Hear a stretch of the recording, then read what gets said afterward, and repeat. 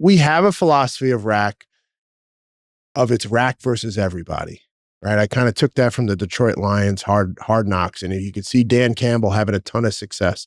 And we've embraced that mantra because 2 years ago, venture capital got very deep and heavy and bought almost every single company around us. But like I said to you earlier, it's that Goliath versus David. David can throw rocks a lot harder. David's a lot more personable with everybody. So guys naturally gravitated to us because they didn't like that corporate structure. Or, you got a single mom that she can't be in at 8 o'clock every day. We got to fluctuate her schedule a little bit. We work with those people, because I don't use the term family. We are family owned and operated. That term family is so overrated. Yep. We're a team. We are a team. So my team has truly embraced that rack versus everybody because on every single forefront, we're going against billion-dollar corporations and we're kicking their ass.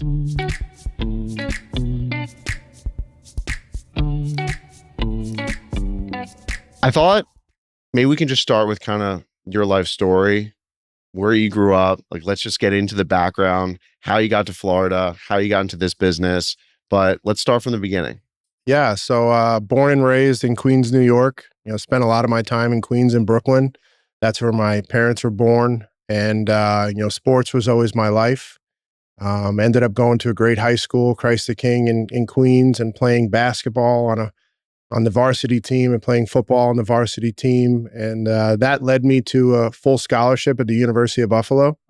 And, spent 5 years in Buffalo learning a lot of football, but a lot more about, business and marketing. And uniquely, it's kind of funny how Buffalo has a lot of relationships and connections because I've met so many people in South Florida from Buffalo. And, after football didn't work, I had a very short stint with the pros. I got to go to Jets rookie mini camp at the time when Rex Ryan was there and they were actually good. And I'll never forget walking off the field, the assistant GM said to me, you killed it, but it's a numbers game, and I've used some of those things that I've learned with whether it's, working with an employee or a vendor, it's never really personal. It's always business. And I kind of took that with me as I've grown in my career. And so, after football, it didn't work out. I decided to work with my family back home in real estate. My mother's side of the family was in real estate. My dad was always in a trade doing something. And I found some weird, I got an invite to go coach football for my old coach out in Kansas. And I fell in love with it. And so that led me to wanting to coach football while also working with the family. Took a job at Wagner College. Not many people know where that is. It's Staten Island, New York, Grimes Hill, small private college, and fell in love with the process, right? So, playing football gives you a lot of structure. It's a lot of culture. It's a lot of demand, hard work. There's a lot of talented football players, but they get passed up because they don't work hard, and I was always the hard worker. I put the extra time in. So when I got an opportunity to coach Division I football, I took it at Florida Atlantic University. My dad was in Boca Raton since '94, so it was great. I could sleep on his couch, see my dad, and I took that job making no money, kind of like a promise to get a position. Built a great relationship with the head coach, and one thing led to another. I got a position. I was working my way up into the ranks, and then he was let go and fired. And at that point, there was a parallel in my life. I was 25 years old, and my dad is old school. He said, "Look, you're 25 years old. You're not going to job jump. Pick a career." And timing is very important. He got sick. So I remember spending time with him in the hospital and thinking, well, who's going to help take care of my family? Who's going to take care of my little sister, my stepmom? My mom's side of the family was fine. And I kind of felt like that was my obligation. And, I told him if I'm going to come on board, I don't want to just be an electrician. I don't want to be, I want to build a brand. I want to build a brand like Costco. And I have this organizational chart that talks about everywhere I wanted to take the business over 12 years ago. I'm doing this 12 years now, and everything's coming to fruition, and at the bottom I wrote, build a brand, create an empire. And that's what I've done over 12 years. So what did you learn from the Jets in your time of seeing the pros, being a part of a college team that you've taken with you in your process to build up Rack Power now? Yeah. So uniquely, every level of sports I've ever played, I've won. So, and we've always been the underdog, and I've always embraced that. Even at Christ the King High School, we were a powerhouse basketball program. We won, but I also played football, and we won a championship when nobody was talking about us. And we won that championship my junior year. And when I got the opportunity to go to Buffalo, they were ranked 111th out of 117. It was a bad program, but I saw so much potential in it. And my 2005 class, we were the class that were going to change it. We were the guys that didn't party. We were the guys that were focused on our craft. We put a lot of time into it. And 3 years later, we won a MAC championship. You know, we went into that game. We were supposed to lose by 50. We were playing an undefeated Ball State team, and we rolled them. And we were the first team to go to a bowl game in 50 years. Since then, they've had more success. They haven't won a championship, but we won.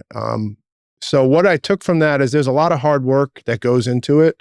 It's doing the little things right. You know, the devil is in the details, you know, and you know, with football, if you don't perform, you don't play, you know, and I've always found that hard in our world to build accountability on the service side. But I think guys respect it when they come work for us because we respect them, right? I mean, for a while there was everybody go to college and go get a degree, and the trades were forgotten about. Yep. And when I got involved with my dad, I wanted to make sure people looked at the trades like they look at a doctor. Yep. Or they look at something else. And you're seeing that revolution now, like we talked about earlier. There's an electrical, there's an energy revolution going on, and Rack is at the forefront of it.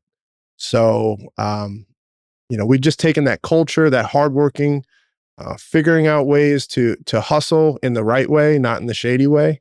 You know, Florida's a sunny place with a lot of shady people. So yeah, there's a lot. You know, my name is on the trucks, you know, Jesse Rack, you know, Rack Electric, Rack Air, Rack Energy, you know, so I take a lot of pride in that. And a lot of people don't, but I don't want to be known as that. I want to make sure that when I walk away from a project, they know it was done right, and it was done right the first time. I want to go on a tangent and talk about sports a little bit because that was a big part of the beginning of your life.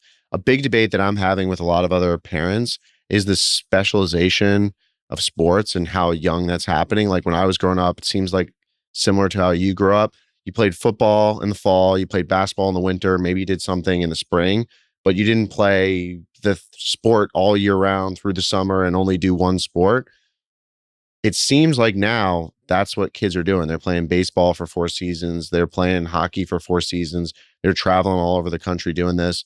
What do you think about that, having the experience of having coached some of these kids in college?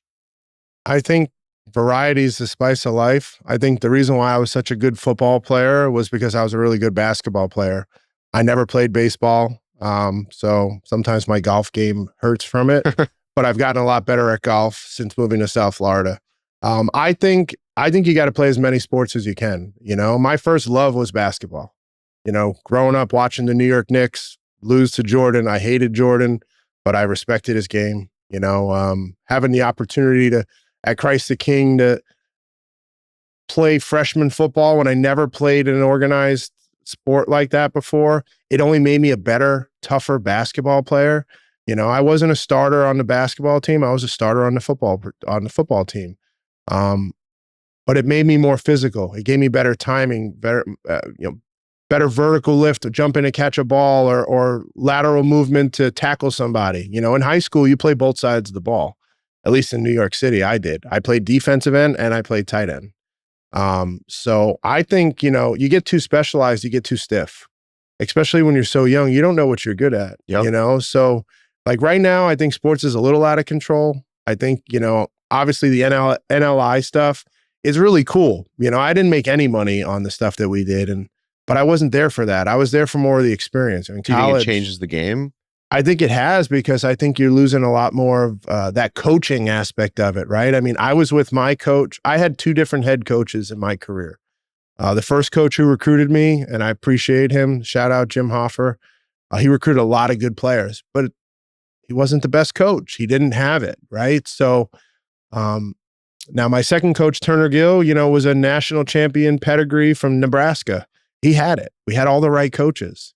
Coaching is so important. It's the most underrated part of everything that we do. It's a lot of the success that we have at Rack and probably that you have at your development in hotels. It starts from the top. So I think you got to play as many sports as possible. I do. Like my son now is in soccer. He will play basketball. Yep. He will swim. He will play football. I will wait. I don't think he needs to play tackle football right away. What about flag football? Or is that He'll too different? definitely play flag football because, again, you're talking about, lateral movements, catching the ball, hand-eye coordination, learning the plays, right? I mean, a lot of the things that I can recite visually, conceptually, it's all from learning plays. I mean, I used to have to learn the playbook. It was this thick. When I walked into Jets rookie mini camp, I knew all the plays. We ran the same offense in college, Wow. West Coast, and I remember Bill Callahan was the offensive line coach, and he would ask me questions and I'd have the answers for it because we ran the same plays and I could visually memorize everything. I wasn't as athletically gifted as the guy they drafted in the first round, but I was right there, so you got to play as many sports as possible. Why do you think the trades haven't been respected for a while? I mean, I think what you're building at Rack, frankly, is cooler and maybe more impressive than what a lot of like tech entrepreneurs are building, because you have to deal with like hard shit. You have to deal with people. You have to deal with trucks. It's not just about typing code. And to me, it's as impressive as it gets, but it seems like some people have forgotten. I think it got a little boring. Look, my dad's 67 years old, and I tell people this all the time. He's one way. He built the strongest foundation that I could have in building a business. I tell him all the time, he built such a strong foundation that I have the ability to build a skyscraper. And I feel that at Rack, we have $400 million companies underneath that Rack Industries web. I think obviously recessions and whatnot change the curve. I think depends on marketing, on how much they push college, right? I mean, how many kids do you know or have hired that have these college degrees? They don't do shit with them. Yep. Right? It's really sad. I mean, I love college kids because, again, you learn structure, you learn discipline, and then they go into this world and they don't have an opportunity at the right company. And, I'll give you, for example, one of our draftsmen, he's a young kid, worked at Starbucks. He's a mechanical engineer from FAU. Now, I met this kid every day. Hey, good morning. How are you?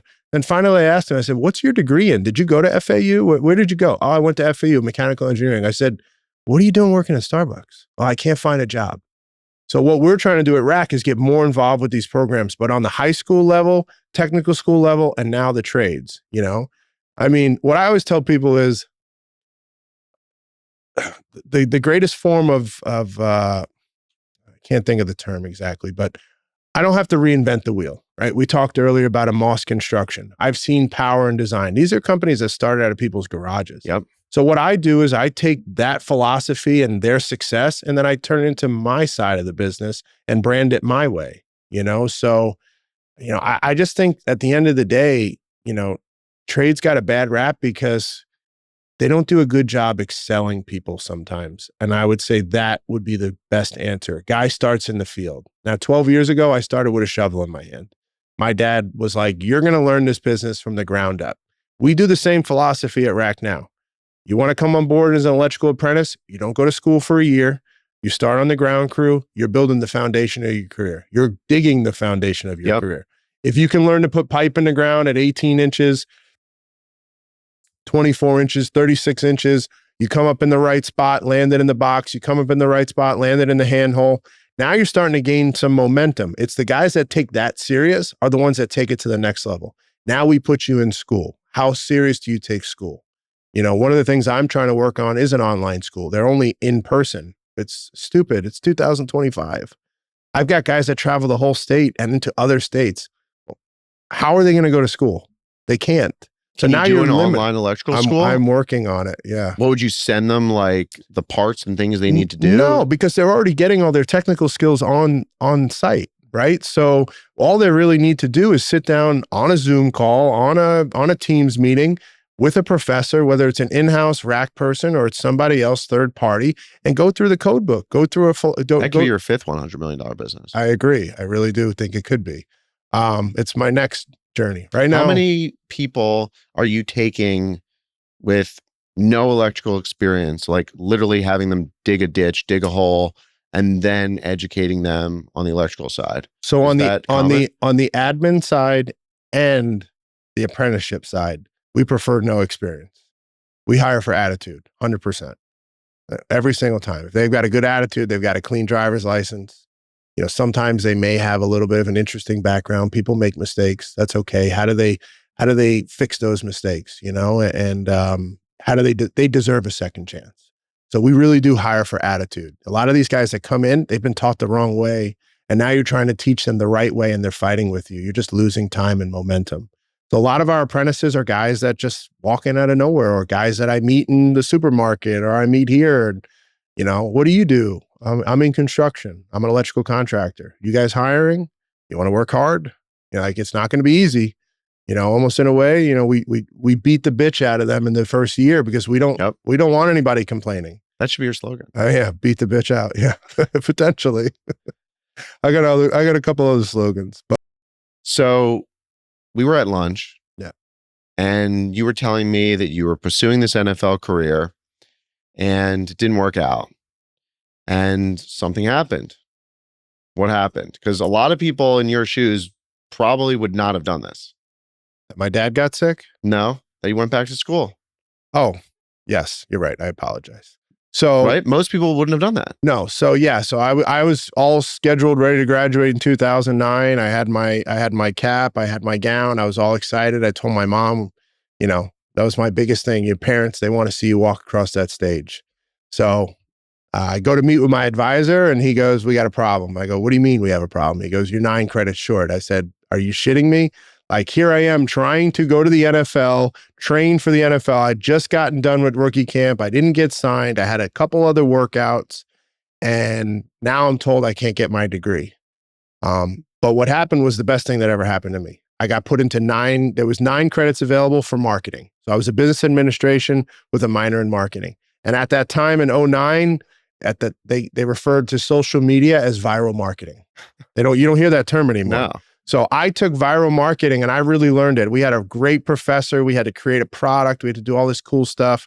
I created some stupid shit that, in Buffalo, it snows a lot. It was this product that you put on the top of your car, and each window would get an extendable magnet, and it would heat your car, and you'd come out, there'd be nothing on your car. It's kind of like a cheaper version of remote start.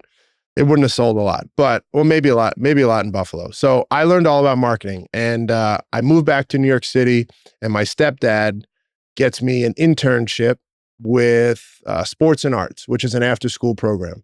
So combination of, I love helping kids, I love sports, and I'm doing all their marketing. I'm doing their Facebook. They don't have one. Their YouTube, Instagram, I don't even think was around at the time. I think it was Vine or something of that nature.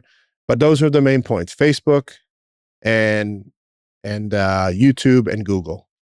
And just kind of learned a lot about it. So I took the same philosophy to RAC. My dad did no marketing. It was all word of mouth.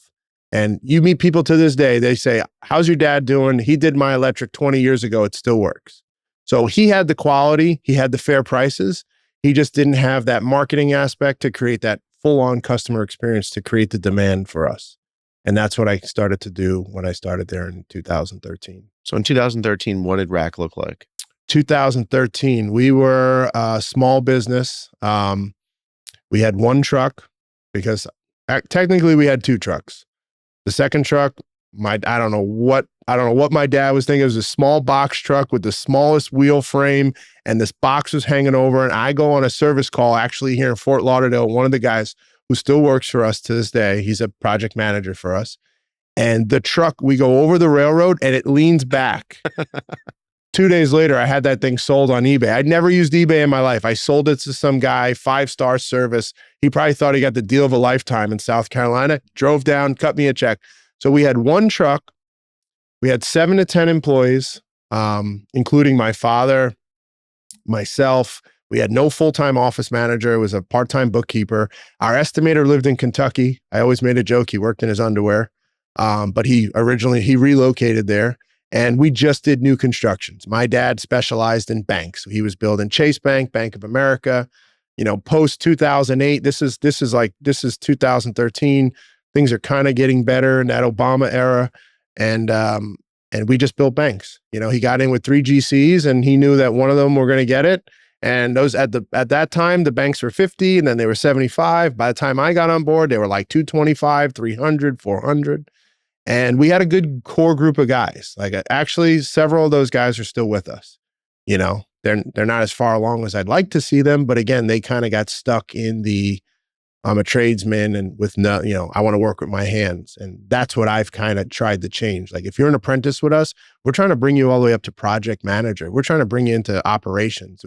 We don't want you to get stuck in the field. That the field, they have a life, they have a life expectancy. You don't want to be 60 working with your hands. How much longer can that happen? But some of the older guys that work for us, they just do inspections and they know every inspector. So our stuff passes. We have a lot of respect in the municipalities. Yep. So a lot of people, we get a lot of the same things, rack works really hard and they don't do that. Where are you guys from? They don't do that type of work around here. You can't get them all. You want to do as much as you can, but we try to specialize in the hard stuff and generators, propane, solar, batteries. So what does rack look like today? We're going to talk about like how you did it, but I want everyone to understand what it went from in 2013 to now. Yeah. So we didn't get to touch on this. So pre-COVID, we were about 40 guys. Post-COVID, we were 80, 110, fluctuated, right? Uniquely, my org chart worked because I wanted to make sure we had different verticals. I did not want what my dad had dealt with in 01 and 08 to happen again. In 01, he just did service, that died. In 08, he just did new construction, that died. I said, no, we're going to do it all. We're going to bring it in-house. We're going to make sure that our leader of that department specializes in that. And that's what we have today. So rack right now, I would say we're in the energy business and we are specialties in 5 to 6 different categories. Obviously, I started in the electrical service world and new construction. That all kind of ties together. We don't really do much new construction. I always felt that the general contractors are the one that make all the money and I do all the work. And I want to make money too, right? So, I even remember the day a GC said to me, I don't know why you'd ever want to be a sub. You should be a GC. And I said, I will become a GC. It just takes time, right? Yep. So we still do our residential electrical work. We specialize in electrical commercial. It's a little bit high dollar, but you got to have the pockets to wait. But a lot of it's hard stuff. That's how you and I first met, repairing a busway on the 27th floor that nobody could find. And we did. And it was warranty work that you hopefully... And I know you've because of good service and your reputation, because my team told me about it and they wouldn't normally tell me about who's doing the job and the company. Yeah. So rack now, I would say we are in the energy business. We have roughly 110 trucks. It varies. Sometimes you get rid of a few, sometimes you get new ones. I specialize in the mergers and acquisitions now. So that always changes drastically. And we have, last time I checked, it was 217 employees. We have 5 locations. And we work the entire state of Florida in one of our divisions, actually 2 of our divisions. That's our EV division, which works directly for Tesla Motors and works for some other competitors of Tesla. That was a journey. It just takes time. Started with them 8 years ago.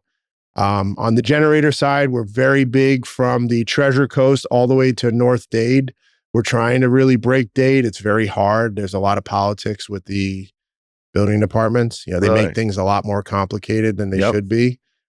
That's a battle that we deal with every single day. Sometimes I wish I could just go lobby against these guys, but I also need them on my side. Yeah. So I have an idea on that. We could talk about it later.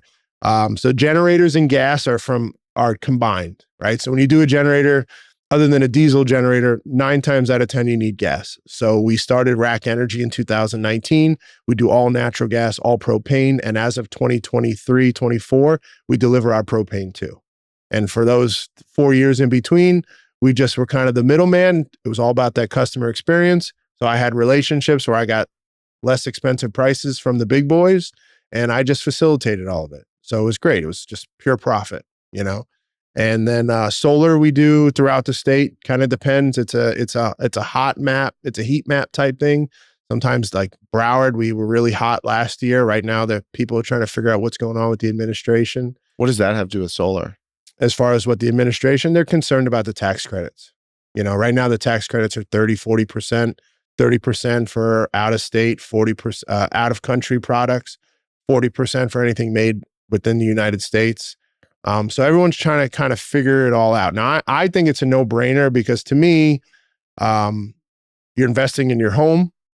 You're going to lock in your electric bill. Energy just keeps getting more and more expensive. I don't see it coming down. Maybe it kind of gets a little stagnant for a little bit. But to me, you're investing in the home. But it also comes down to, what are the interest rates? What are you eligible for? What's your credit score? You're not seeing massive homes adopt solar. Are people doing solar to save money on electric or as a backup in case they lose power? With combination of the two, right? So in Florida, we don't have peak and off peak. It's just one solid kW cost.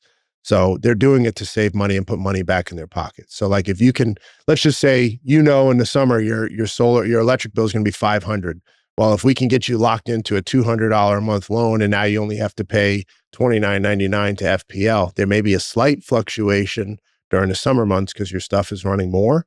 Ultimately, you're putting money back in your pocket. You're investing into your home. Interesting. So yeah, and it's good. We started that business in 21 post-COVID, 22. And do you do all the analysis? So if I come to you, I say, here's my house, here's our electric. Everything. You'll tell me how many solar panels I need. And we do everything's done in-house. We engineer it all. We work with one engineering firm that I know for 12 years. Everything's done in-house. That's a big differentiator for you because everything that you've done, every business that you've started, it seems that you do everything in-house. The generators you install, everything A to Z. A lot of people just sell generators, then you got to call this electrician and this gas guy. Yeah. Why is that a key part to your strategy? Well, with generators, we want it to be a turnkey process. And then we also want to have the residual with the maintenance contracts. So we are the largest independent Generac dealer in the Southeast. This past year, we won the Impact Award, which is only given to one dealer in the entire world, which was awesome, which means we made an impact to Generac. And that's all credit to my team. That's just not me. But for us, with the generator side, again, it is a turnkey process. So we want them to know that we have gas in-house, we have this, we can move a lot faster. Permitting's all done in-house. And then fuel is a big part of it, especially during storms. We try to make sure people are filled ahead of time. We do things a little bit differently. Like every single generator we sell is sold with a remote monitor. Whether you like it or not, we like it. Yep. Because it eliminates unprocessed warranty calls. We can tell if your house is having an issue, we'll contact you. And now there may be a warranty claim versus showing up unknown 6 months later. And now I'm doing a warranty for free, right? So every job, every generator since 2 years ago is sold with a remote monitor, which is cellular. We don't do the Wi-Fi. It's not the greatest. If customer wants to do it, we let them do it. So you have on your phone 24-hour access, and our team has 24-hour eyes on your home, on your generator. If it's gas and it's propane, every single propane job sold with a tank monitor. It allows us to be ahead of the game, to not let you run out of fuel. If you run out of fuel, you need a full check. It costs more money. It also allows us to dispatch our trucks more efficiently. It's all about efficiency. So making the process full turnkey and then keeping that customer. The goal is for us to have a relationship for 10 years. And in 10 years, maybe you need another new generator, or maybe you sold a house and I get the next one and I get your next house. So it's about building that customer experience and offering that, in a way, one-stop location that can take everything in account for you. Are you would you classify yourself as an electrical expert? I would say I'm a home service expert. Okay. Electrically, I think we're pretty dynamic. The project that we worked on for you is totally different than, roughing in a receptacle in somebody's house. I just see that we're really good at these things. So it's hard to walk away from money.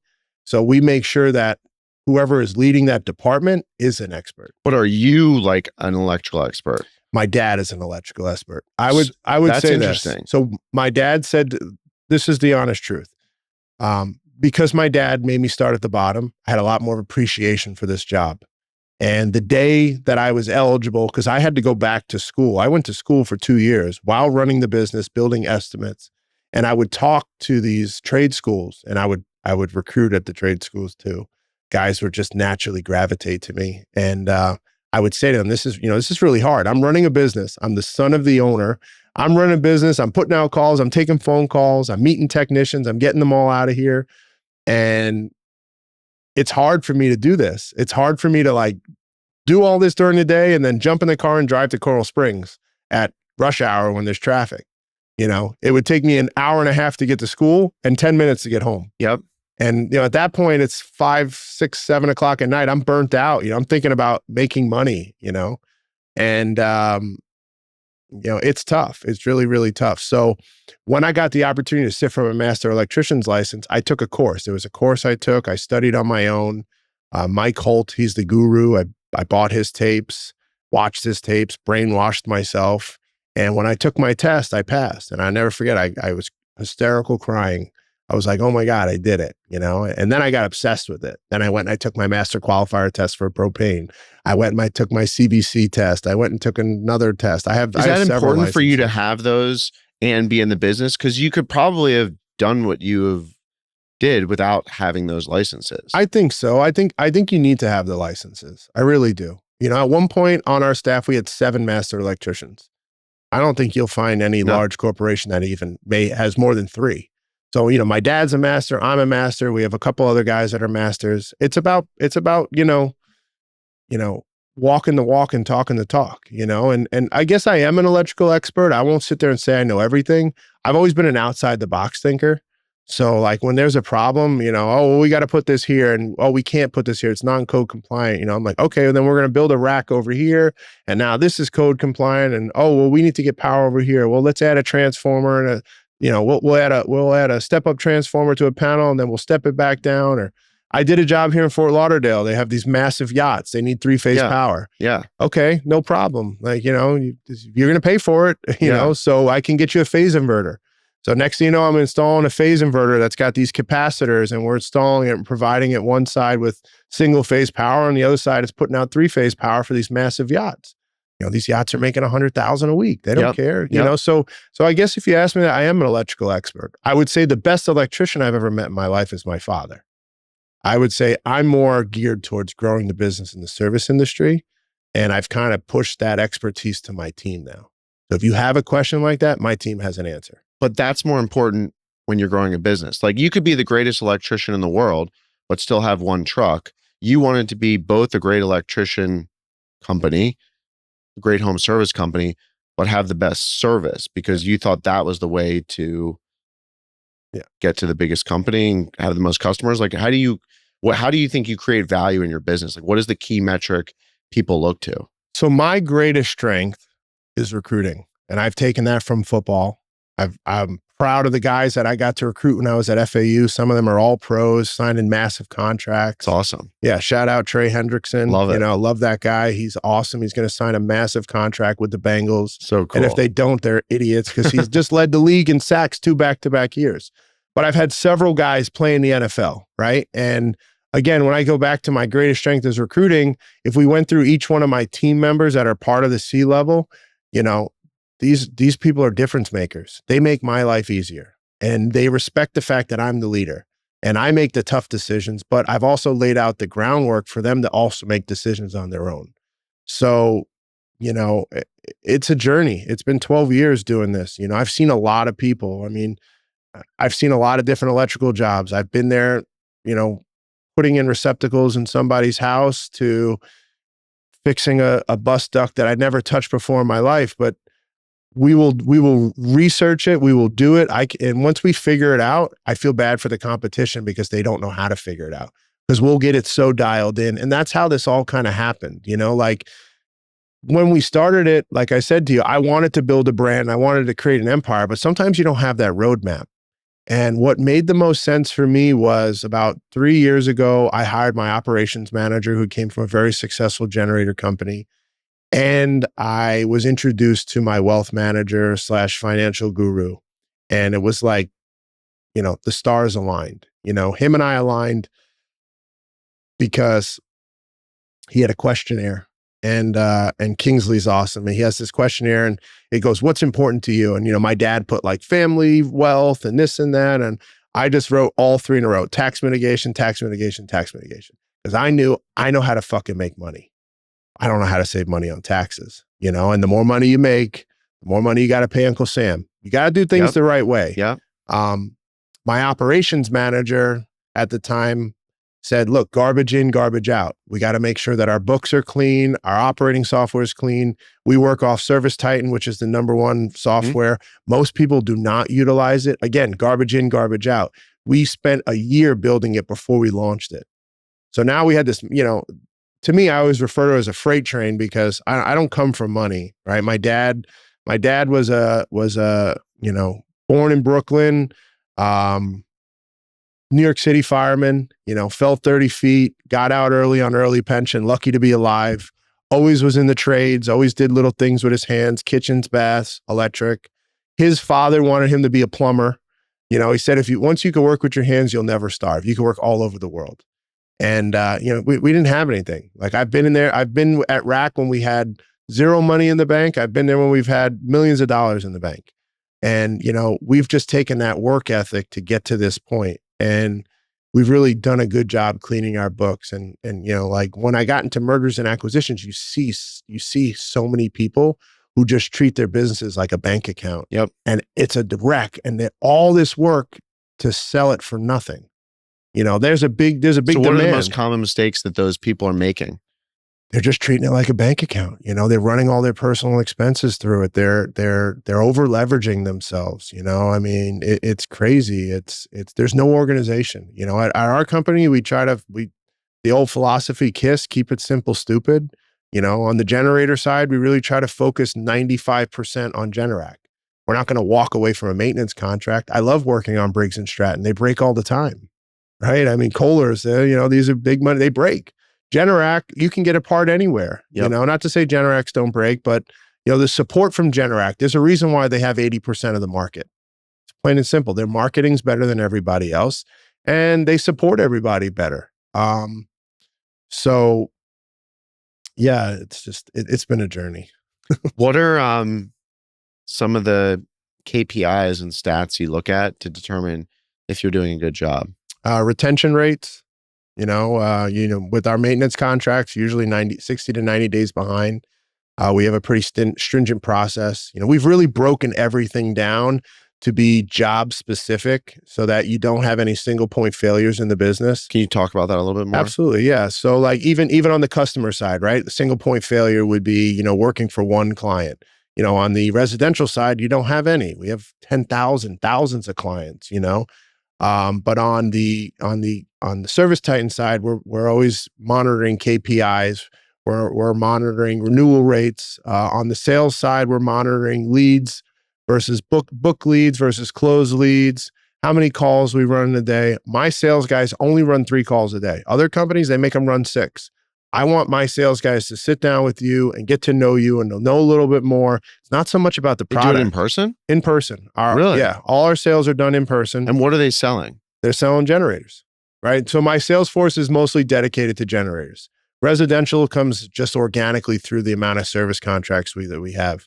Gas, all word of mouth. I don't spend any money on marketing with it. We're private, so we're able to move a little faster than the other guys. What we say same day service, night and weekends. You can't run out of fuel on a weekend. Try to call somebody. We'll deliver. You're going to pay a little bit more, but we're going to deliver, So we've always tried to build the business that had, we're like that Mercedes quality, but we had fair prices. We always focused on 3 things: customer experience, quality work, which seems like it's a lost art, lost trade, and then fair prices. What's fair is to some people is not, or what we think is fair may not be fair to them, but we want to make sure that our technicians who are well compensated, that have health insurance and have tools and have the newest trucks, they're we're being paid what we deserve. What have you figured out about service? Just answer the phone. Another thing is just tell the truth. A lot of guys want to make this crazy story. If something doesn't come in, it's about it's just communication. Some people say we communicate too much. I'd rather communicate too much than not communicate at all. And it's not always about the price. It's about just that experience, answering the phone And we've had our problems, I'm man enough to admit it. We're not perfect. We've done a lot of mergers and acquisitions, 5 of them over the last 2 years, and those come with a lot of headaches. And, if I got to tell my story a little bit better to those people, it would be that, don't shoot the messenger. We came in and bought a dying business, and we're asking for a little bit of financial help on some situations because 9 times out of 10, the generator was placed in the wrong location, or the building department wants an additional requirement. They're not on our side. They're not trying to make it easier for the consumer.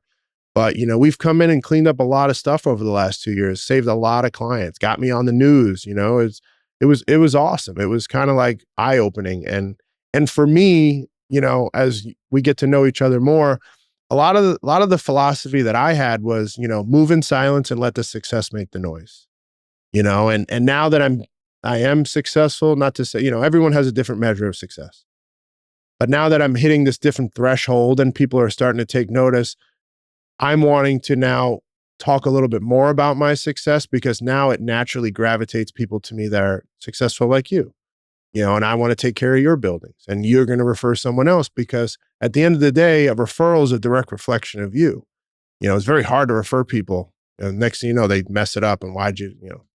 So we've learned a lot about that over time. What's the hardest part about service? People that you hire. Training them. It takes time. It just takes time, and in the service tech world, the job jumpers, they all jump around for $1. And if they just would have stuck around, you'd be so amazed, Jake, how many fucking guys come back 2, 3, 4 years later and say, I fucked up. Yep. Grass is not always greener. Come talk to us. We're real. Well, how do you communicate that to them so they don't even jump around? Because we deal with that too. I think we're working on some things now, right? We did a survey. Last year we got signed up with an organization called Nexstar. Nexstar is this massive program. We waited 3-4 years to get involved. They only allow so many people per area, and an opening came up, and we must have called this lady so many times. As soon as that opening came up, she called us immediately. And it was like $80,000 to join. I was like, pay for it, because my operations manager was such an ace. And he was like, I took this so serious when I was at my other company. We need to instill it. So every one of my managers has a coach, and we never, 3 years ago, we didn't have HR. Yeah. Now I have HR. I have a payroll specialist. I have full-time recruiting in-house. That's a game changer for us too. Wow. We have that in-house. I took that, a lot of the things that my operations manager did, I did the same thing. We search for different keywords, organizations that do things the right way, the Chick-fil-A's of the world, right? Sometimes you see Chick-fil-A, man, everywhere you go, it is so consistent. I envy it. So I want to be the Chick-fil-A of electric. So what is Nexstar? So Nexstar is this program, and they only allow X amount of contractors, and it's contractor based. I get a business coach one-on-one. I meet with him every week or every other week. So I can just run ideas by, because, everybody's business is different, but these guys only have X amount of CEOs they work with. So when I run a scenario by him, he's like, well, sounds like you're on the right path, or no, you're totally in the wrong path. I want you to look at it like this. 4 years ago, I didn't look at P&Ls. I looked at the bank account. Mm-hmm. Now it's P&Ls every week on a weekly basis. Why don't you look at just the bank account? Because the bank account doesn't tell the true story. And I didn't know that. It takes time to learn, right? So like changing all that was with my wealth manager, Kingsley, like learning all these things, it just opened my eyes. 3 years ago, I would have ran everything through the bank. Now I work with private lenders, different lending institutions, guys that aren't going to lean my house that I worked hard for, lean my dad's house who wants to retire, So there's just so many different things. You just got to keep sharpening that iron. We have a philosophy of it's rack versus everybody, right? I kind of took that from the Detroit Lions, hard knocks. And you could see Dan Campbell having a ton of success. And we've embraced that mantra, because 2 years ago, venture capital got very deep and heavy and bought almost every single company around us. But like I said to you earlier, it's that Goliath versus David. David can throw rocks a lot harder.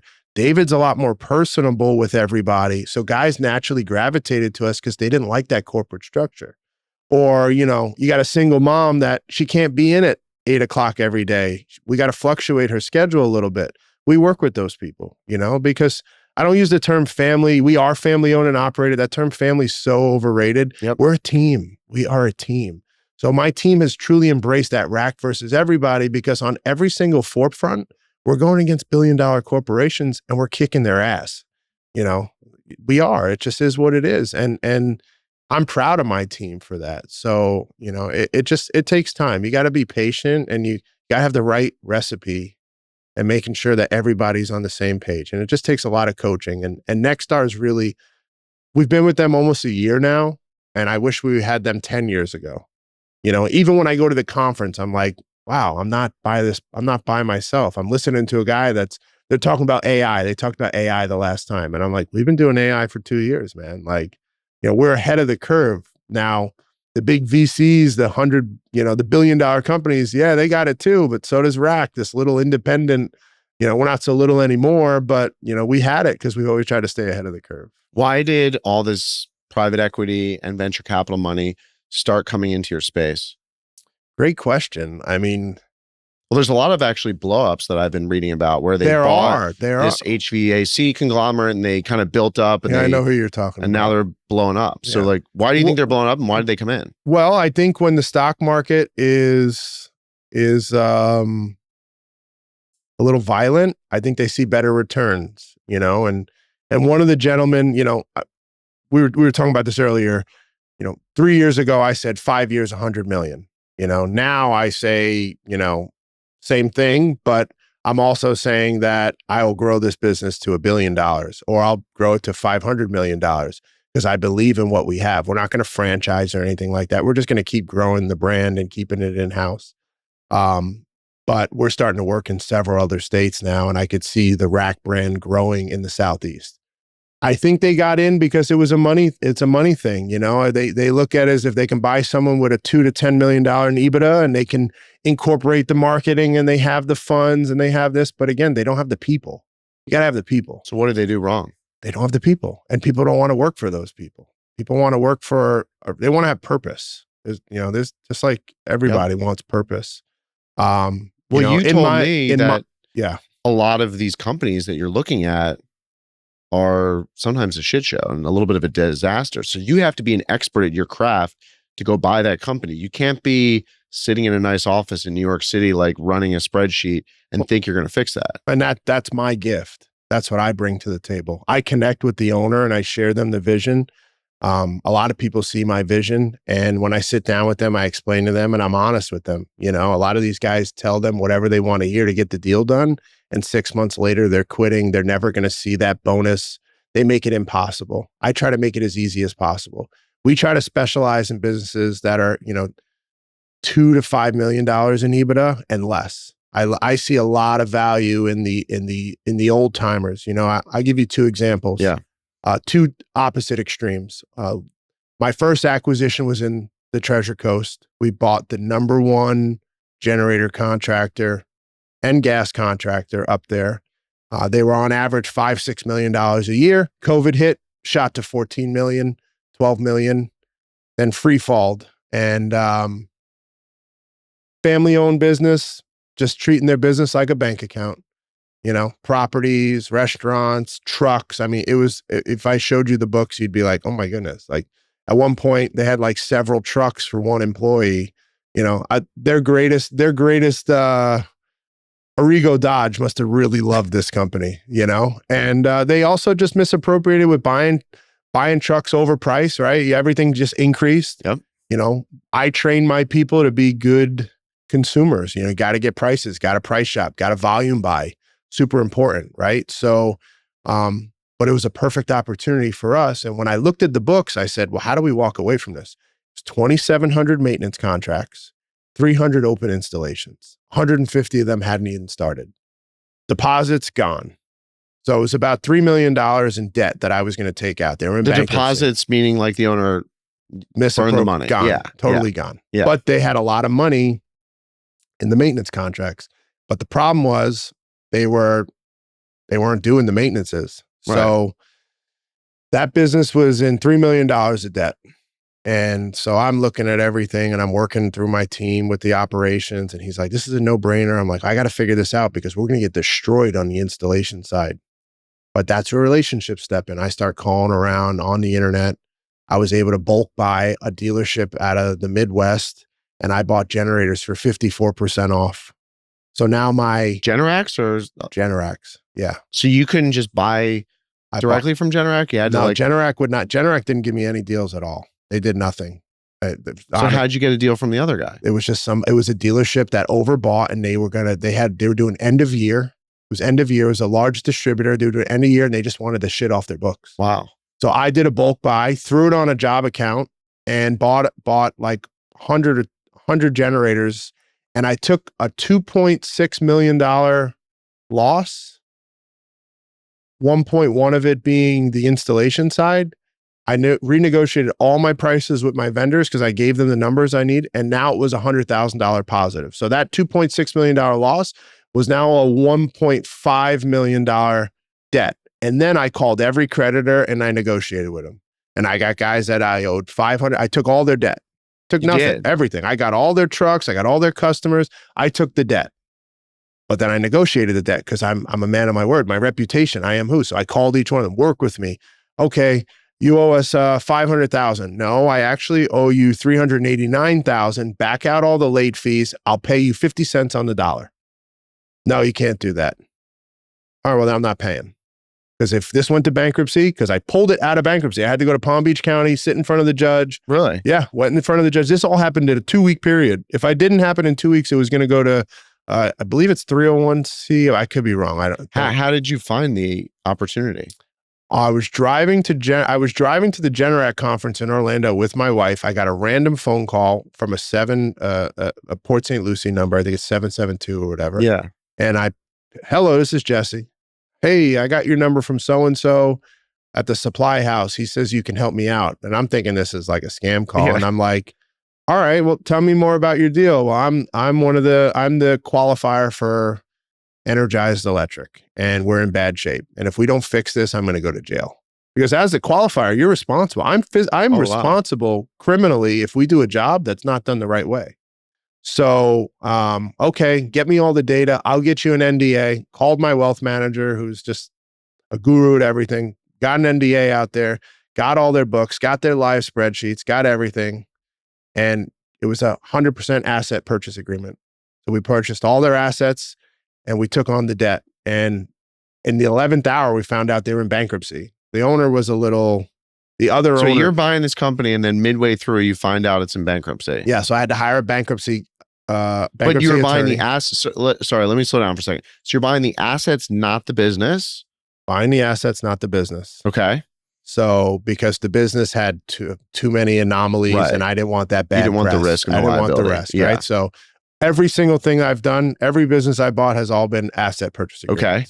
So if you're buying the assets, then you also took on the liabilities as well? I took the liabilities, yes. Okay. And I didn't do it in a way, I could have bought the assets in a separate LLC if just in case it turned south.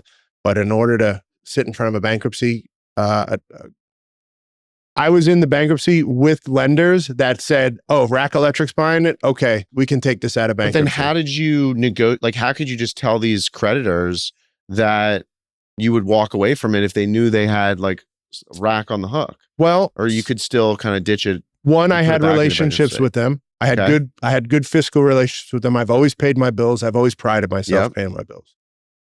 My dad had been through some shit back in the day, and I'd been through there when he got a judgment on him, and they took $50,000 out of our bank.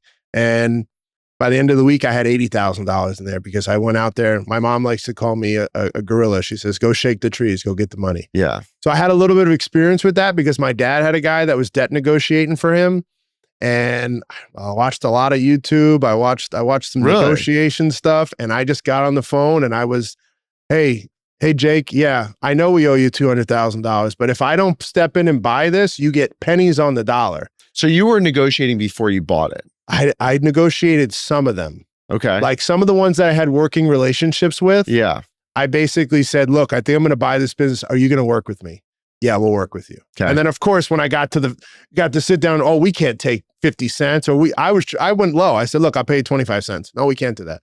I settled on like 30 cents. So I ended up basically, I think it was $1.5 million. I ended up negotiating it down to costing me about $500,000. Wow.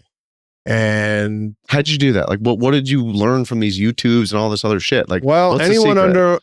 under $100,000, I basically said to go fuck yourself. Okay. Grow up. You lost money. Do a better job running your business. Run a tighter ship. Anyone over, I work with them. And Some they of didn't them sue you and try and no, they didn't. They didn't. They worked with me. Okay. You know, one of the guys I had a good relationship with, and I never got any documentation or whatnot. I said, look, I'll buy 1,000 pads from you over the next 2 years. He was like, done. That's all you got to do, bro. You know, I know who you are. I have a good name and the reputation. My reputation speaks for itself. I don't fuck anybody over, you know? So on some of the ones I didn't have a relationship with, I just got a little, you know, I threw on the business side, and then I maybe was a little gangster on the phone, and I just negotiated. You know, I just kept it real. I kept it 100% with them. Like, well, guys, listen, last week you would have gotten nothing. Today I'm offering you $150,000 on a 12-month payment plan. Will you take it? Yes or no? No, we're not going to take it. Then fuck you. All right, fine. Hang up the phone. Then they'd call back. We'll do 180. Deal. Done. I just saved $180,000 on a $360,000 debt. And then the last part to it was just me being super creative. You know, that business never filed ERTC tax credit. So I helped the owner file it. And we negotiated it. And I got him a couple bucks and I got me a couple bucks. And we paid off all the debtors. And Smart. with his money from the government that he earned. He earned it. Everything was legit. Yep.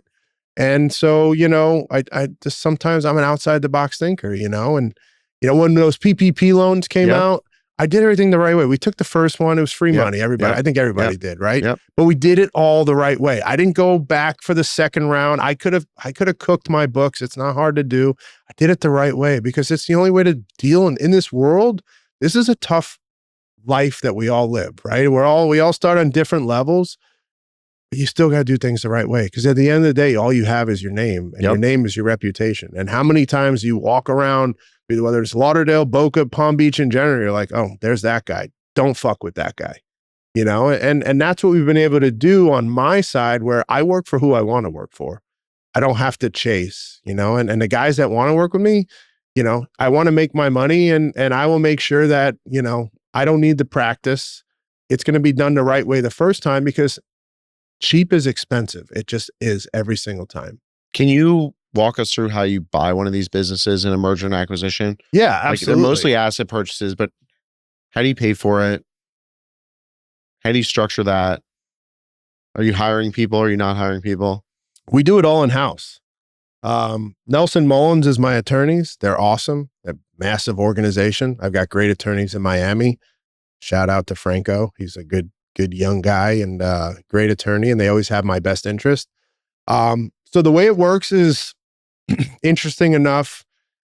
My team has a pretty good grip on it. You know, my operations manager is part of the acquisition team. My warehouse manager is part of the acquisition team. My service manager on the generator side, part of the acquisition team. I have Kingsley, my wealth manager, who helps facilitate. And then I have my attorneys that help button up all the contracts. So the way I do it is I treat it a lot like football. I write handwritten recruiting letters, a lot like people buying houses. Jake, you run a great business. I noticed all your stuff. What's your exit strategy? Let's just talk. Let's grab coffee, grab lunch. You know, it's informal. I don't want to go to dinner with these guys. But you send them a letter in the mail. I send them a written letter, and it looks like, you know, I know your kids are playing sports. When I was going through the college process and I got my first letter from Penn State and I got USC and, you know, all this other good stuff, I still have those letters. So I treat it like that. You know, it's got this nice gloss rack logo on it in blue with a red swirl on it. And I handwrite it on the front. I want to make them open the letter. So they open the letter, and inside there, I put my personal cell phone number at the bottom of it, and you'd be amazed. I get texts, I get calls. And that kind of starts the dialogue. On the other side, and you know, and my team is doing it. My executive assistant, I have her. I say, look, I want to buy a business in Orlando. Find me 10 businesses that are kicking ass, and then she'll pull them, and we'll go through them. Like, how does she do? She just goes on Google, looks for stuff, you know. Or you can go on the back end. You can go on, you know, go on the building department, see who's pulled a lot of permits. but I also have a lot of connections in the industry. So a lot of people bring me stuff, because they know I'm going to do the right thing with it and I'm going to further the career or further that opportunity for that business. And, once I get that opportunity to sit with the owner, it's all about, well, what's your plan? You're 71 years old, you're a qualifier and your business is in decline. And, what happens is, in my industry, you've seen it, and maybe you've seen it in your industry, most, you don't have a dynamic duo a lot of times with a father and a son. The son is just a taker. Yep. He's not trying to further that. And, if there's a book, The Power of the Twos, I don't know if you've probably read it or what you should.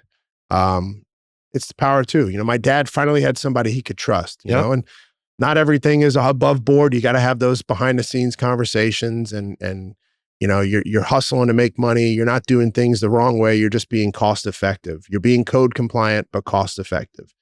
Plans don't specify whether it's MC or pipe. Well, we're putting MC in. I can whip MC way faster. My guys just got really fast at that, right? So the power of two. My dad finally had somebody he could count on. So a lot of these guys don't, right? So you're seeing this age group of guys that are 60, 70 years old that started in the trade. God bless them. They built a business. It's not easy, but they treat that business like a bank account. They don't have clean books. They're just making it by. At the end of the year, they empty the bank account and go buy an RV or they go buy this.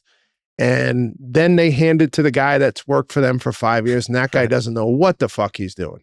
Right? Look at prime example, Starbucks. Yep. Right? Look at that. They hire a new CEO. They pay him $113 million.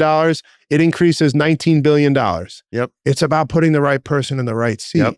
So I find these guys, bought a business in Orlando, HVAC company, consistently 1.2 million. The year I bought them, they were doing 600,000. And the people running bottom the business. Line or top line? Bottom. Okay.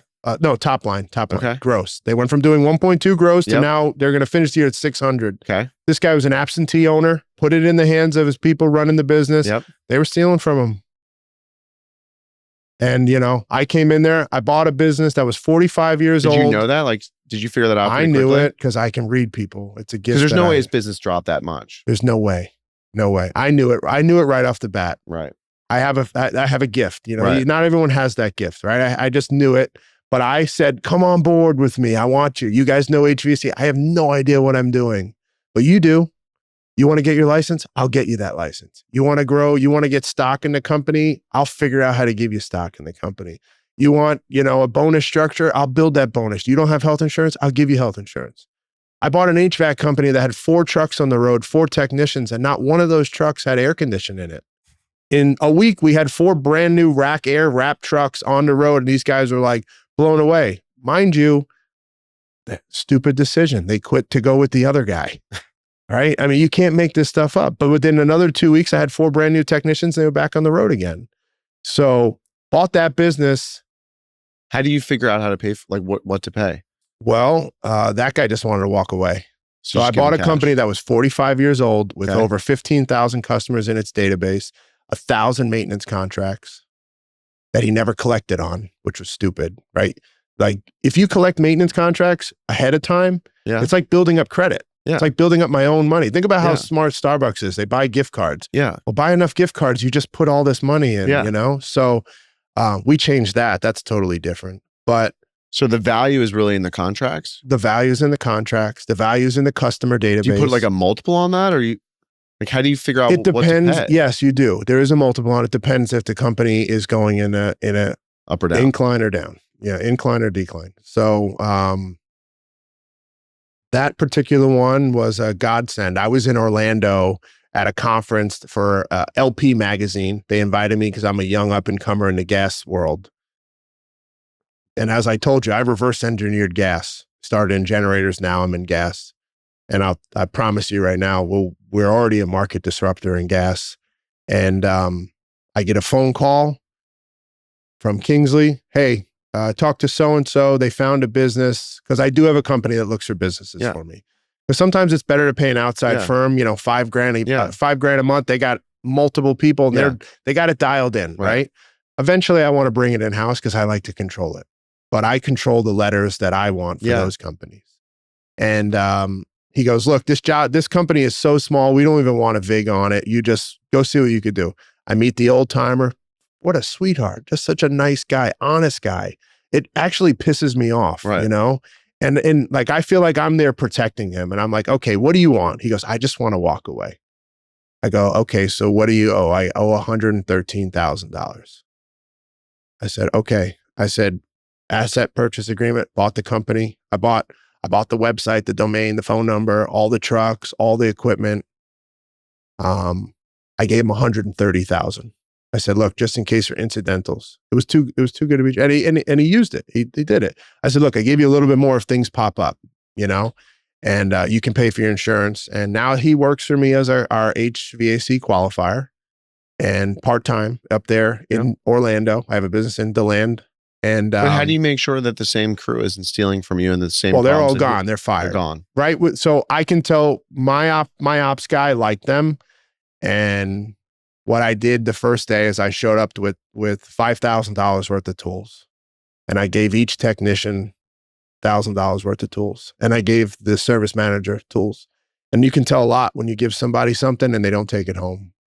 Now the techs took their stuff home, but the service manager and the ops person, who was the guy, service manager's wife, she didn't take the $500 Amazon gift card that I brought, and he didn't take his tools. What does that mean? I just knew it was a gut feeling that they were going to leave, because I also signed them up to go to Nexstar training. They have an academy.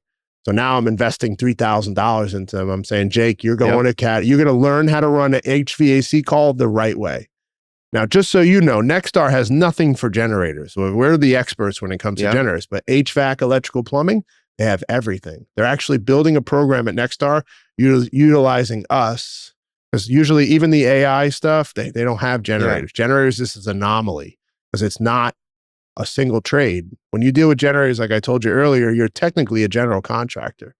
You're dealing with structural, zoning, fire. I could swap it. I could swap an HVAC in one day, one permit. I could do that. HVAC will be my biggest business. My biggest business. You know, so to go back to that business in DeLand. You know, paid the guy off. Within a week, we moved offices onto the main strip in DeLand. Now we got a brand new offices. Within 2 weeks, we had all brand new trucks. We had new branding. The office was painted blue, and we were hiring people. The recruiter, you know, once we kind of have a little bit of an insight that we're going to go on this business, it takes a little bit of time. So it probably was like 2 weeks. I met him, and then it took 2 weeks to just close the deal. I gave him I gave him a deposit. I said, I'm going to shake your hand. And when I shake someone's hand, it means something to me. May not mean something to them. It means something to me. I'm going to buy your business. So we're going to wire you $25,000. Wired him that money, then wired him the other 105. And within a month, we had all new employees, whole new operating system, you know, Service Titan. You can check every single KPI. My whole team, for the most part, actually doesn't have to report to an office. That's the one good thing that I can see everything everybody's doing. Every call is recorded for quality assurance, and I can check them. We have people that quality check all of our calls. All my dispatchers go through training. All our call center agents go through training. But then you can just check metrics and you can check activity. You know, you can see. Do you have a weekly meeting or a daily? What is your schedule like? We have weekly meetings with the managers. I have them with the C-level executives. Like the ops GM. Yep. I'm still a little bit tied in because I have a newer service manager. Organized meeting. Organized, always with an agenda. You have to have an agenda, otherwise you'll just sit there and talk about bullshit the whole time. You know, everybody loves to tell their story. Yeah. So agenda, you know, quick 20, 30 minutes. I don't know. I think there's a metric, like you lose people's attention after like 10, 15 minutes. So we try to just keep it. And Oreo, here's what you did good. This is where you really fucked up. This is what you really do good. I believe in you. Get out. Next, HR, all the stuff I learned from coaching and then just reading more books. And then, they have one-on-ones with their staff. It's a built-in for us. So they have one-on-ones with their inside staff. It's hard to do the outside staff. Sometimes it's a one-on-one Zoom. Yeah.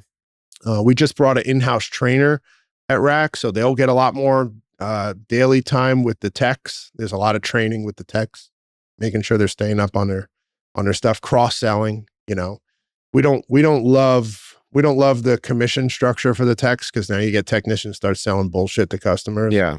So we got to coach them up the right way before you Yeah. launch something like that. A lot of our salespeople are dedicated salespeople. That's what they sell. They're dedicated to sales. You know, on the HVAC side, they're comfort advisors. On the generator side, they're power advisors. On the electrical side, they're electrical advisors. You know, like they are not professionals. It says in our contract, the professionals will check everything that they sell post-sale to find out any issues. And then we treat it with the truth. Hey, good news, bad news. What would you like first? Just, you know, oh, bad news. Well, the bad news is we can't put your job into the building department yet. Well, what's the good news? Well, we identified an issue on your existing service. Now, normally we would charge somebody X. We're only going to charge you a little bit of money to correct this problem, but then your permit's going to fly through. You know, it's just the way you pitch it to somebody. It's not like, hey, Mr. Wurzak, you owe us $2,500. This isn't a fucking money grab every single time we get them. You know, we want to build that relationship. We want to build that trust that you don't second guess, and you know that you're paying for quality. You're paying for that drug tested, trained, background check, brand new truck, top of the line software to come to your house and take care of you and your family. That's what we try to keep portraying to our customers. Why is HVAC going to be the biggest business you have? Because everybody's got an HVAC. And I'll tell you, I sat there with my operations manager at Houston's in Boca, and I said to him, I said, how many people in here you think you have a generator? He goes, well, we're in Boca, you know? And I'm like, he's like, so I'm going to say like 50%. I said, okay, well, the average amount of people that have it is like 16. Well, and then I looked at him, I said, how many people have HVAC? He goes, everybody. I said, fucking everybody. Why is that better than electric? Everyone has electric in their house. Because there's a lot of DIYers, you know, but you're not going to mess around with your family when it's hot. No, you're not, you know, and we want to be fair, right? So again, I have a lot of really good relationships, and I took a company that had an early exit in like 2013. I have a good relationship with the owner and the ops guy, and now they're doing their own stuff. And I called them up. I was like, hey man, I'm doing this HVAC thing. You are? When? Well, I bought the business in September of 24. Nobody's talked about it. We've done no marketing. I've only done a little bit to marketing and just community outreach in the DeLand area. I said, but it's like my science project. It's in a petri dish. I'm messing with it. I'm growing it, you know, and we're making tweaks. And what do you recommend? All right, well, you got to have 3 different options. I go, why? Like 3. Well, you know, you got some people that are on a lower budget. You got some people that are on a bigger budget. You know, you don't want to eliminate somebody. Now on the generator side, there's only 2 options. You got an air cooled, you got a liquid cooled. We either do 2 visits or 1 visit.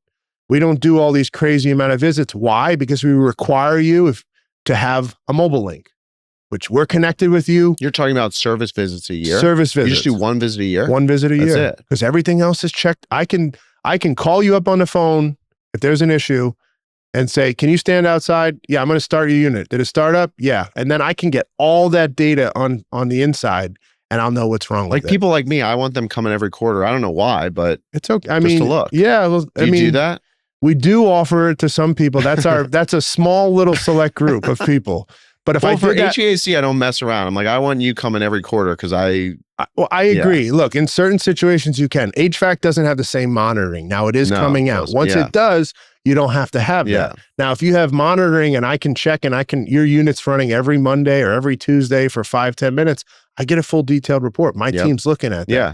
For me on the side, if I started doing that for everybody, there wouldn't be enough technicians in the world. Well, I don't, because with the generator, I know that the thing's working. The funny joke in my neighborhood is you have all these wealthy people. They all have generators. Hurricane comes or there's a power outage. You see every single generator truck on the street. The reason is because they don't have it linked up to the system. Like I already know my generator's going to work because I get the alert every week that it started up and is running. Yeah, the technology, when we got into the generator game, I got in at the right time. Right. So like all the other businesses that have been doing it, I got in 16, 17 when newer products were coming out, and the older products really sucked. You know, they were going on fire. They didn't have any, it was like now you had new iPhones, new ways to monitor it. You know, this remote monitoring was this new process that, you know, I got lucky. You know, you got to it's all luck, right? You know, it's just getting lucky. And we got into a lot of swaps. We did a lot of swap outs. That's how we learned. You know, and even on the generator side, we took electricians and taught them generators. We didn't have this piecework style thing. Now we do. We have it very detailed. You know, we have a ground crew, a backfill crew, The ground crew puts in the all the underground utilities. The ATS installers do the load management, and they do the transfer switches, and they tie everything in. Then the startup guy comes, and then the inspection guys come, because it's the only way to do it. Ideally, it's the only way to do it without burning out your guys, right? We're in South Florida. It's 100 degrees. So sitting here today, tell me in 3 years, what would you like to be doing more of, and what would you like to be doing less of? So in 3 years, ironically, I always had a joke that I'd be retired by the time I was 40. Now I'm 37. So that would put me on target to be retired. But like I said, I had a goal of building $100 million company, and that started 3 years ago. Then I met a guy, we were talking about the acquisition side, a guy that, is a private lender. And he said, well, why are you selling yourself short? You could build a $500 million business. And I said, well, shit, if I'm going to build a $500 million business, I want to build $1 billion business. And he was like, you can do it, and I know I can do it better than these other companies that you see failing, because I actually know the business and my people know the business. Now it's just getting the funding and then building the profit, building all that other stuff. In 3 years, I love what I do, and I love it because it is like a team. It is like my own football team, having 200 plus employees. I love to see people grow. That's really the real value in it. I love to give back to charity. But I also love my family too. I have 2 little boys at home. I want to spend as much time with them as possible, because you blink and then they're 3 years old and now they're potty trained, and, it's just crazy, and I spend a lot of time now doing everything that I can, so I can spend more time with them when they're more involved with sports. I want to coach them, Fun. So in 3 years, I see the brand continually growing. I think it's going to be a staple in the industry. Again, with the energy revolution, with AI data centers coming, with all these demand for electric, I see us really growing, whether it's not only going to be here in Florida, it's going to be in the Southeast. My goal is to retire my dad. What that looks like, I don't know. I'm learning more about it, but that was always my goal, whether it happens this year or next year. I want to see him. He's worked for 40 years. I want to at least see him go enjoy the next 30, 40 years of his life. And I know he's not going to go anywhere. He's just going to be a free employee. He's going to be a consultant. It's great. But he'll have a bunch of money in the bank. It's great. So that's, that's the toughest part of working with your dad. You become business partners. You forget to be father and son. It's true. So in 3 years, I almost think we're going to be unstoppable because of just the right leadership and the right team, and as we keep identifying people, whether they're through mergers and acquisitions or through hiring people, I feel that we have the dream team, and we really, really have a really good team. And what would you like to do less of? I don't know. That's a good question. I don't know. I love to public speak. I like to do these podcasts, although this is my first one. I've been on other ones, right? But they're not as detailed as this one. I like to share all the great news. I mean, in 3 years, actually, here's the truth. In 3 years, I'd like to have my own platform so that I can sit down with a future Jesse Rack and say, well, what do you want to do with this company? You got good structure. You got a good reputation. You're missing this. You're missing this. You're missing that. My core group of people, I don't see them ever leaving me, right? It's probably like yours. They just stick around forever because they're loyal, but they're also smart. They know that, with you, they can't fail.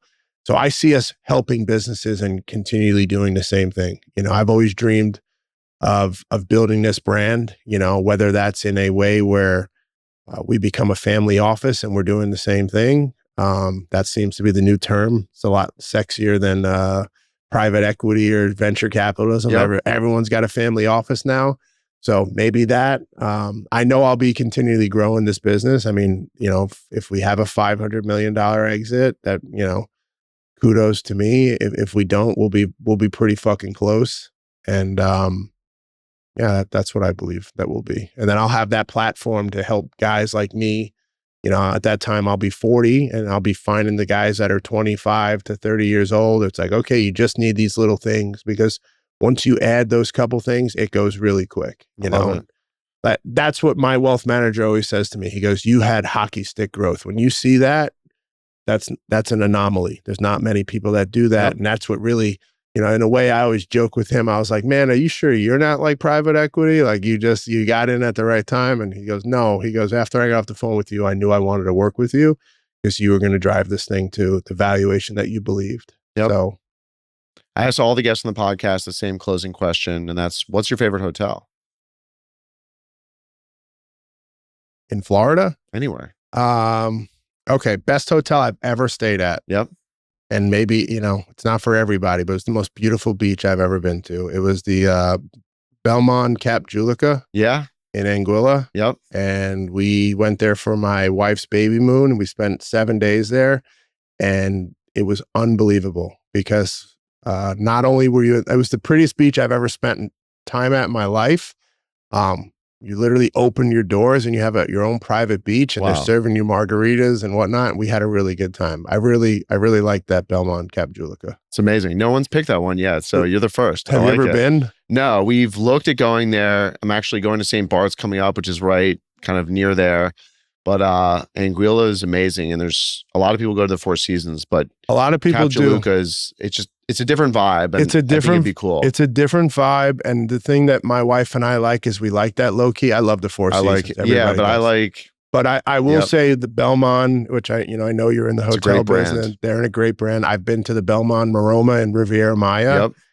Again, I've never had somebody unpack all my clothes and organize my underwear. And, It's amazing, right? and it was really impressive. And the owner, I think it's Arnott is the owner, was actually there. Oh, really? I didn't get to personally meet him, but he was there. Yeah, the time LVMH. we were there, he had just bought Belmont. I think he stole this brand. It's unbelievable. I They have do. some of the greatest hotels in Europe. I mean, they have a and book like this amazing. big. They own amazing. train hotels too. Orient Express. It's amazing. Unbelievable. And Yeah. so that's one of the things we really enjoy staying at the Belmont Hotel. When you have your big exit, you could stay at all of them.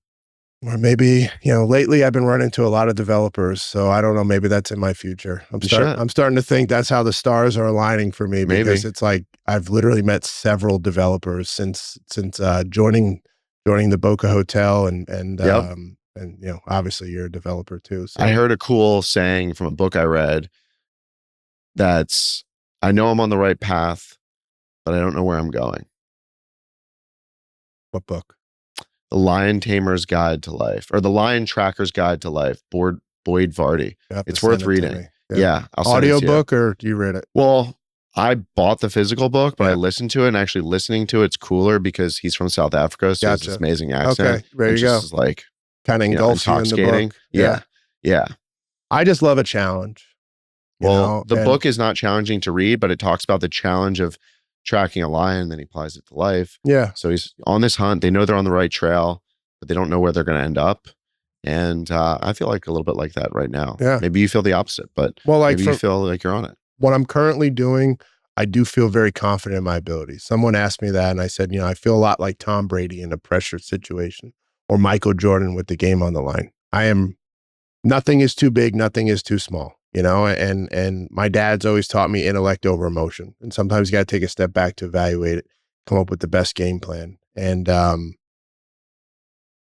but I do love a good challenge. I will tell you that. I love when people tell me I can't. So if somebody tells me I can't develop, I will show you how to develop. And because I've been in the trades and I've been in every single one, it just gives me a competitive advantage. So like if there's people out there that have the capital, I will guarantee we can probably develop better than anybody else. Because one thing we didn't talk about is we build superchargers in the state faster than anybody in the country, because we just have it all in house, So why can't you have a company that has everything in house?